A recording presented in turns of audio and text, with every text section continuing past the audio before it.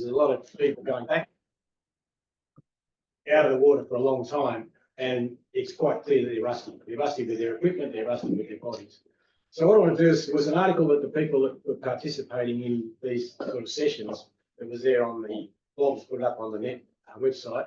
So I don't want to follow that through as is, because that's already there. And it was published in Fathom some years back. So what I want to do is I want to pose some questions, but I want you to answer them as honestly as you can. So the topic of this is getting back in the water. At this time of the year, people are thinking of getting back in the water in Victoria. They may well have been diving in tropical places in very warm waters, the very thin wetsuits, the very light weight belts and all that sort of thing. But once we get back into the colder water, the water's still about 13.7 at the moment, and that's still pretty cold to get the water. So if you've been diving in the tropics, then you've got a big shock when you come back in the water and put that extra gear on. Or if you haven't been diving, you're going to get back in the water and go, it's pretty cold and I haven't worn this gear for a while. So I want you to just pose some questions. I want you to answer these as honestly as you can. So how many dives do you think you've done in the past 12 months? You can write these down if you want. It doesn't matter, put them in your head. So just how many dives do you think you've done in the past 12 months? 12 months. Oh, Jesus. So there we go. How many dives have you done in less than 17-degree water during the winter months? I've just said the winter months of May, June, July, August, September. Too many. Too many, that's good. I like to hear that. Thank you. Zero. Below 700. Nothing is better than 12 degrees more on your face. That's right. All right, so third question is, have your regulators been certified? You have to tell me. I'll say this, answer this question yourself. Yearly. Have your tanks been tested? Well, Yearly. you probably should have had those tested because Pete Galvin organised a bulk tank test, so there's probably no excuse to not have done that. But are they in test? Have you checked your BC? You can have them serviced, or you can do a sort of a self-check service. Inflate them. Is the inflator button free? So your scuba feed, when you press it and let it go, does it feel smooth, or is it sort of a bit sticky? If it's a bit sticky, there's the danger that it'll grab underwater and stay stuck and rapidly inflate your vest. Right, is the inflator hose that disconnect? When you go to put it on, it's a bit hard to put on. Have you tried to get it off quickly? The check for that is with the tank on, a fully pressurised tank. Can you just, by pulling the knob back, can it just pop off? If you can't do that, you're not going to be able to disconnect that quickly underwater. And I'll come back to this at the end of the session. Is the oral inflate and the oral deflate button, is that working or is that sticking as well? And are the other dumps working? And of course, is it holding air? So blow it up, put a little pressure in it, let it sit overnight and see whether it's holding pressure. Jim's going to be talking about gear a little bit later on, so some of this will sort of lead to what he's going to talk about. So the next question is, have you put on weight during that period? Okay. Have you lost weight? Answer these honestly. Have you had COVID or flu over the winter? Most of us can say we've had a cold, but have you had a decent dose of the flu? Have you had COVID? Some of you have had COVID recently. Brian? I've had it for a lot of you, I think. Have you maintained your aerobic exercise program over the winter? So whatever you do to maintain fitness, have you maintained it? Has it dropped off? Has your fitting muscle exercise program been maintained? That may just be your aerobic exercise program that's been maintained over the winter, but it may not have been. But once you get back in the water, you've got that heavy gear on, you've got that heavy weight belt, you're using a dry suit. The dry suit pushes more water, the wetsuit's more streamlined, but are your legs fit enough to carry that? The water's colder, you're more likely to cramp. So have you maintained a thin swimming program, or has the other aerobic exercise program overlapped with that sufficiently? Do you have different thermal protection systems? Do you at different times of the year with different water temperatures have different thickness wetsuits, dry suits, undergarments, that sort of thing? And then the question is, do you know what your correct weights are for each of those thermal protection systems? You might have this weight belt here. I know in my garage I've got 3 separate different weight belts. Okay, but do you remember which one it is? Do you remember what weights are supposed to go in for this wetsuit or that wetsuit? Well, you're going to get rusty and put the wrong one on, and then be too buoyant or too negative. You know those things. Have you revised the key signs and symptoms and first aids of various diving illnesses? It's always a good idea as you either to make it an ongoing thing to revise those sorts of things, or at the start of your active diving season to actually revise some of those things. Your decompression illness, your air embolism, pulmonary barrel trauma, probably those are the main ones to look at. There's a whole range of other things, hypothermia, and just general health and wellbeing. Okay, have you sustained any musculoskeletal injuries over the winter period? Perhaps you've had surgery. I know I've had surgery on a couple of joints, and the winter's the species, we can try to have that, but then if you have those injured joints, which have either been injured by accident or injured by surgery, it'll have some impact on the incidence and possibility of decompression sickness in those joint bends. You need to be aware of that. Do you consider yourself an experienced diver? Good question. I was flabbergasted many years ago when I was reading an American article that said they considered that if you did 6 dives a year, they considered you to be experienced. As a diving instructor and active diver, I was just flabbergasted. Okay, so we'll go through a few of these things I'll go through a few of them now, I think. So in terms of, you probably haven't got, I should put this article up, I suppose. Can we find this easily? This article, can we dig that up? It's on the website. On the website. Yeah, if you go on the Yes. website, it's on the Yeah. workshop. Yeah, it's been written.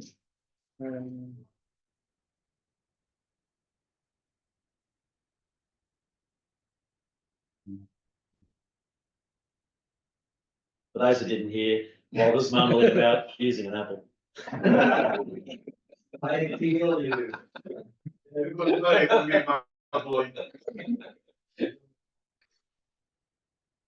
It's not just apples, it's all fruit.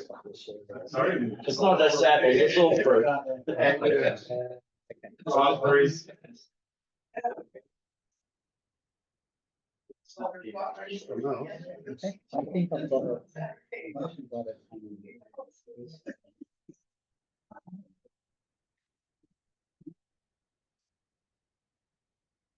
Oops. Yeah, This one here.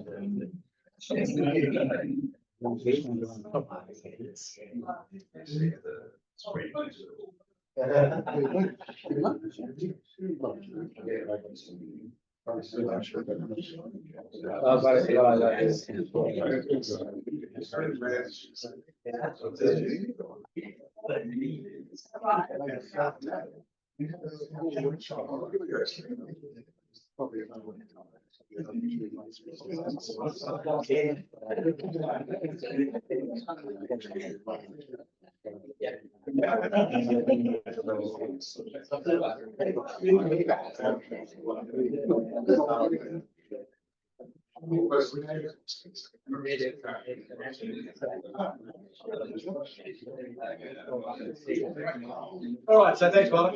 I don't intend to go through all of these, but the few that are sort of a bit surprised that some people don't actually check very often and can catch them unawares. This one here in your tank, look in your tanks, check the O-ring. Is it perished or cracked?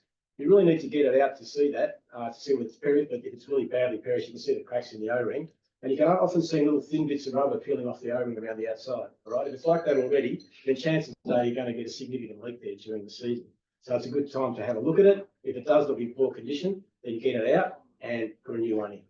There are different sized O-rings there, and you can get caught out. So if you don't really know what size your O-ring is there, then go to a dive shop and make sure you've got the correct size. Because if you try and put a slightly smaller one in or a slightly larger one, it's not going to seat properly, and it can also come out as a during your diving and become a nuisance. Make sure there's no leaks when you attach your regulator to the tank, so turn it slowly on. I'm still a big fan of, unless you've got a DIN fitting, you've got a yoke fitting, I still like to see guys put their hand over between the yoke and on the top of the valve, so if anything does come out, it doesn't hit you in the eye. That's a call for individual people, but I think it's good safe practice. And make sure the pressure gauge, submersible pressure gauge is facing away from your face when you do that. I mean, some funny ones there, but it's surprising how often if your gear has been put away, there's spiders and other insects in the second stages. So don't turn your tank on immediately, go and breathe through the regulator in case there's something in it. It'll give you a bit of a shock inside. Purge both second stages and make sure they're working. Do that in water. This one's a good one. Spray soapy water over the first stage and look for bubbles. You want to see if there's any leaks coming either in the junction between the first stage and the tank post, or in the hoses that are around the first stage and even where they join the second stage to see whether there's any leaks. If there's any leaks there, fix them. Don't just go, oh, the leak isn't too bad, it's time to fix it. Leave your regulator on your tank for a while, for several hours. Does it hold the pressure? So put it on, turn it off, and then leave it for a while. It should hold pressure. If it's losing a fair bit of pressure over that time, there's a leak somewhere. It may be in the tank valve itself that's leading to the base of that. You probably should have picked that up with the soapy water spray on over it. But if it goes down too quickly, then you should try and find out what the cause of that is. And it could be the valve ovary. I've got one of mine that even though it's just been recently tested, it's still leaking from the ovary, it seems to be, so I've got to fix that up. Okay, BCs, we talked about that, so manually inflate it, check that's not sticking. This sticking problem with the scuba feed is a really critical one, absolutely critical. If you think about what's probably one of the worst scenarios that can happen to you underwater, is if you go to put some air into your buoyancy compensator and it sticks.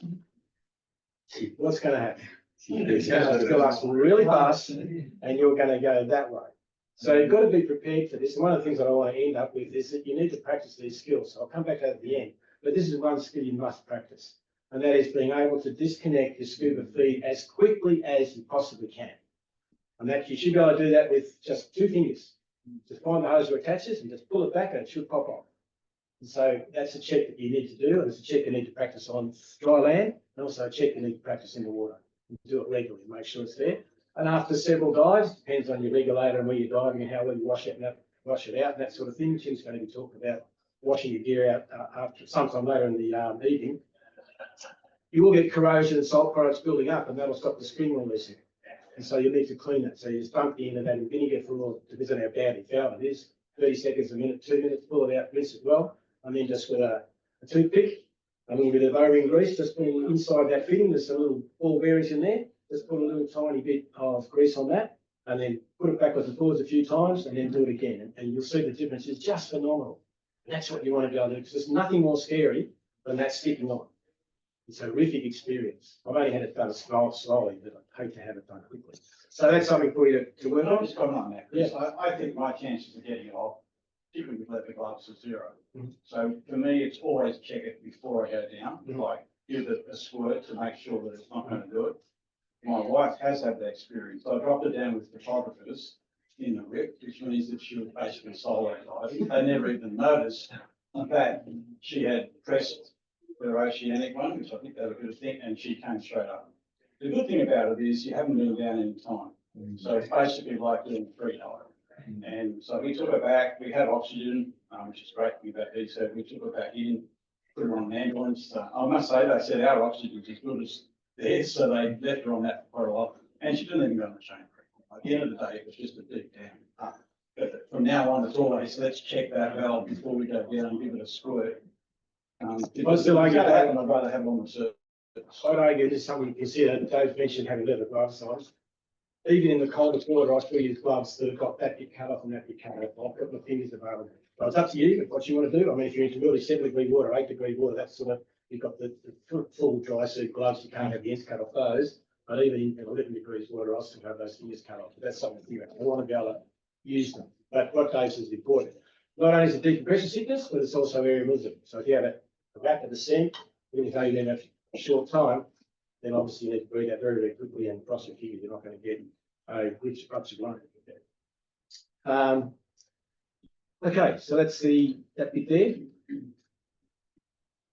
Let's do a dry suit, check for spiders. This was an actual experience that I had, and I've been diving fairly regularly, that I just left the wetsuit hanging over the side of the boat, and I got it out to put it on, and there's a big huntsman inside. Today. No, that wasn't today. Mine was today.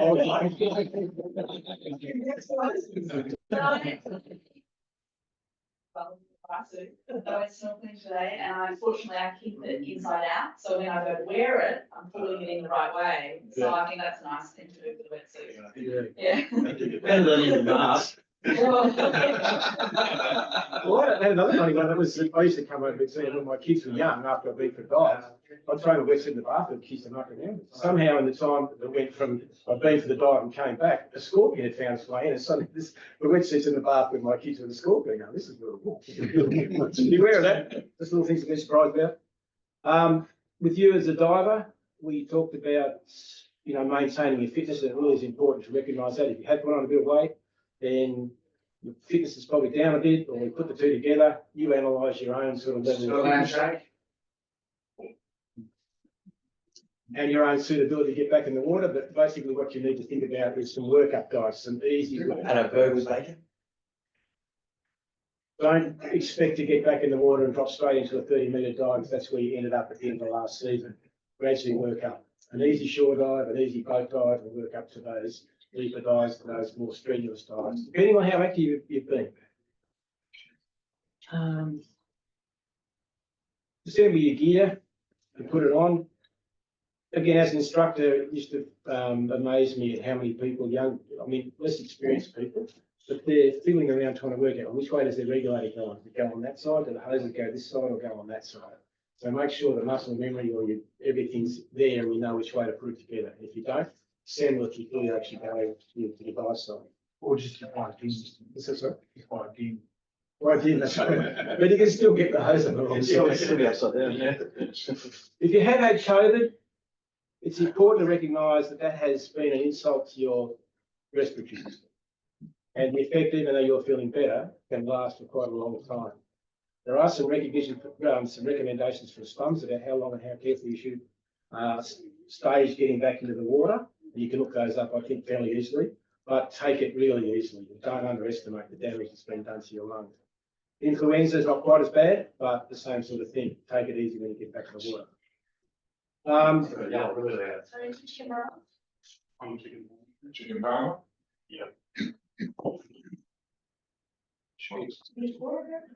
Palm. Sauce. No, sorry.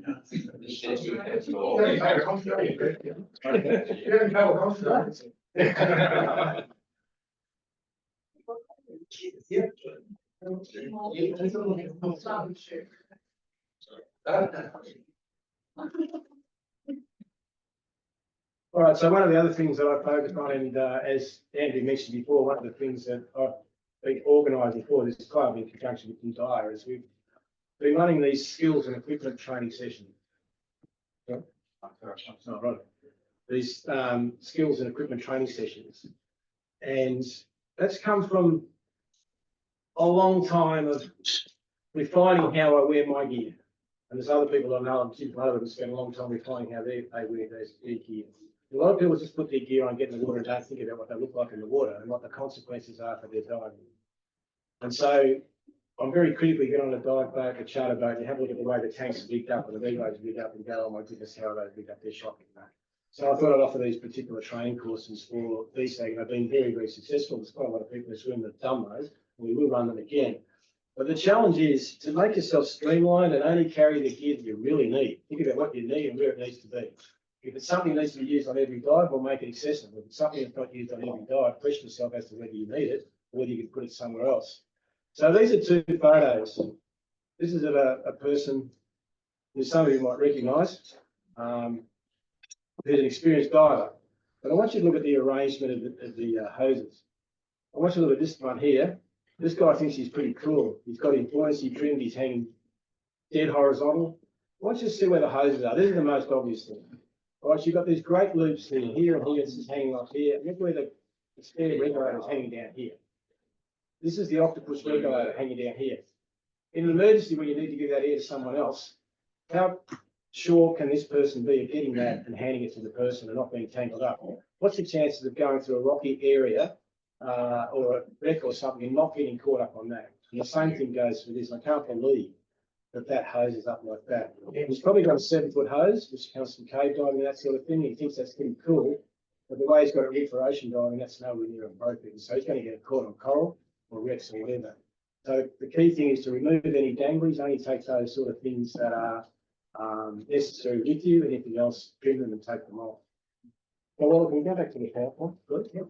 I mean, the other thing too, Peter, is if you do have an out-of-air situation, person going towards, what are they going to grab? Yeah. That big pink bright thing, or that long cord that you're breathing off, not going to grab something you can't see. Well, the training that we do with Jim and I do is that we actually base the argument that you put your secondary octopus regulator around your neck and you have your regulator in your mouth. And so when someone comes to you in an out-of-air situation, we give them the monots in your mouth in a controlled fashion and simply shift the monots around your neck up into your mouth.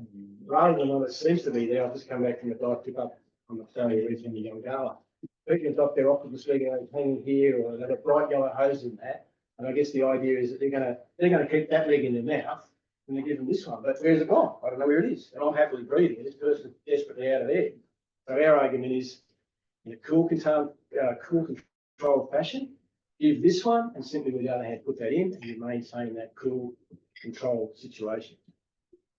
So, all right, so this one here, Gareth Locke gave a presentation. Any of you remember Gareth Locke's presentation back several years ago when Matthias was present? Yeah, okay.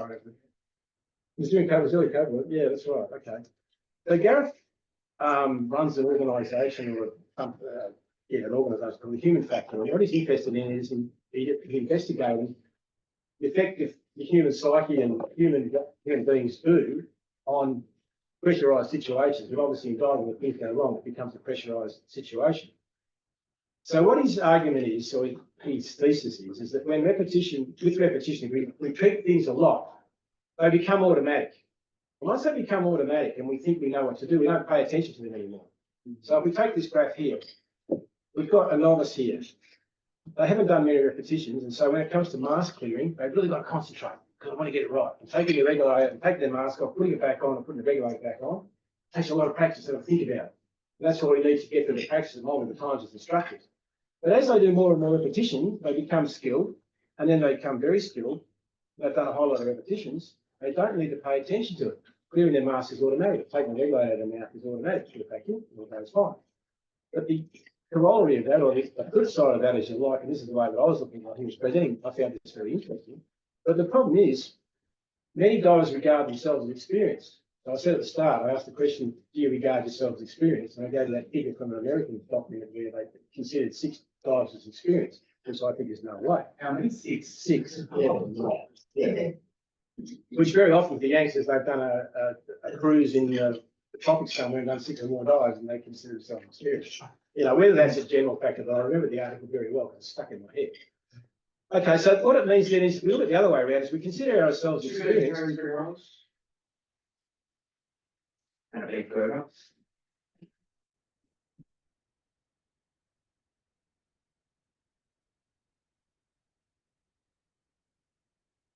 So if we consider ourselves experienced, we might falsely think that we know how to do these things.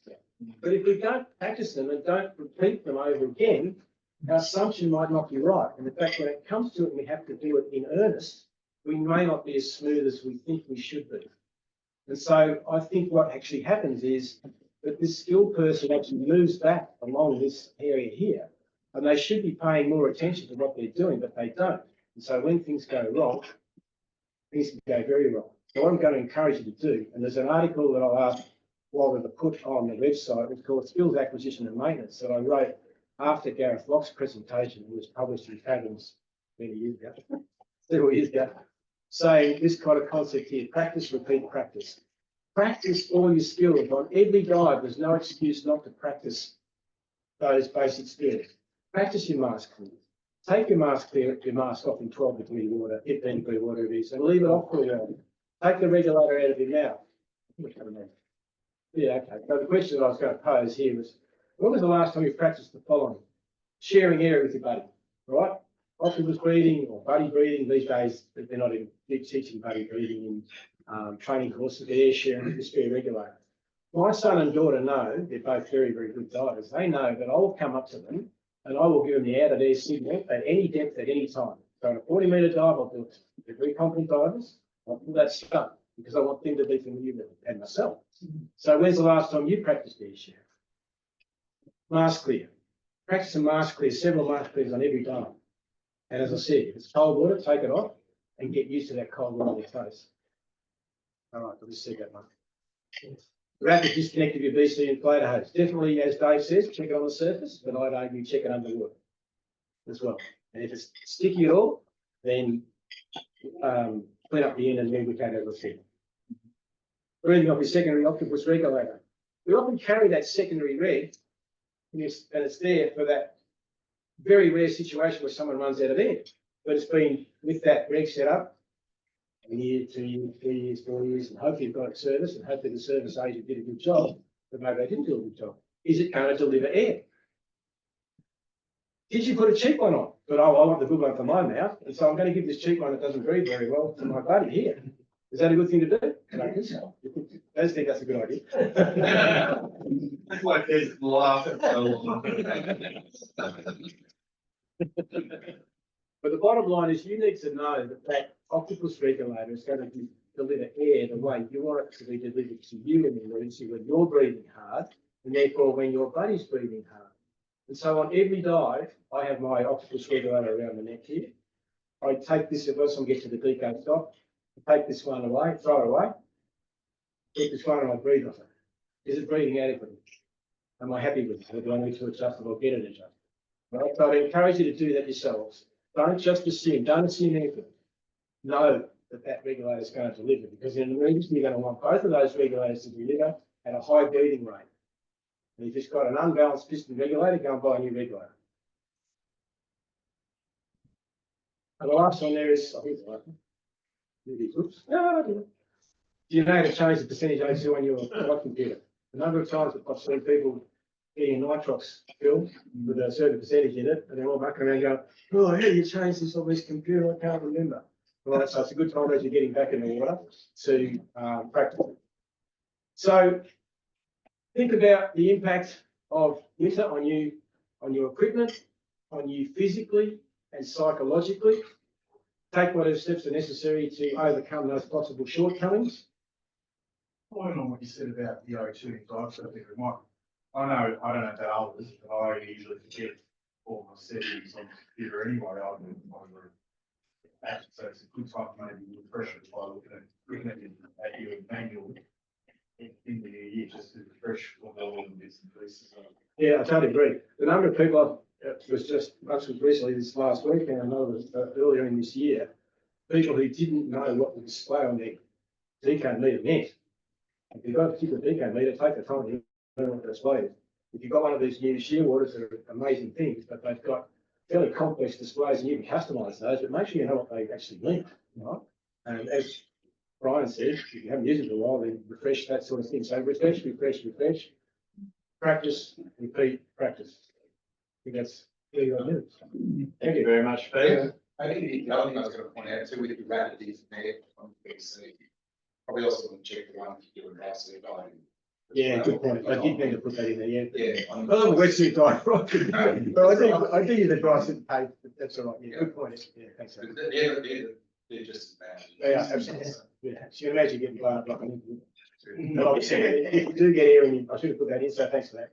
If you need to know and practice how you're going to get air out of your boots, or how you're going to prevent air getting down into your boots if you're using the dry suit. And on the dive computer topic too, you were talking, maybe we'll try and organise a separate session on dive computers in particular. Yeah. So, and it's not going to be one where we will, if you're not technically certified, we're not going to do a technical understanding your dive.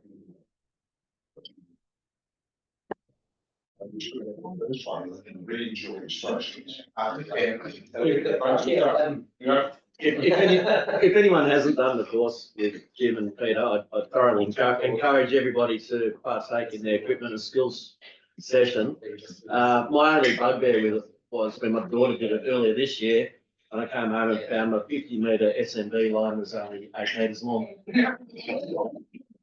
But she said, look, Dad, I'll spend all that excess. Hey, you use the much sooner. I think I might get on and join in thanking Pete for doing this presentation.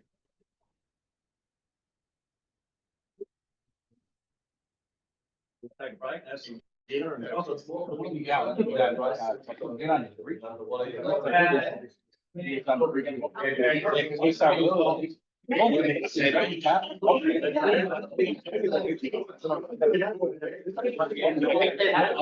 that in the main meeting because it's early and it's too late to pack that thing. And I'm very realistic and how it.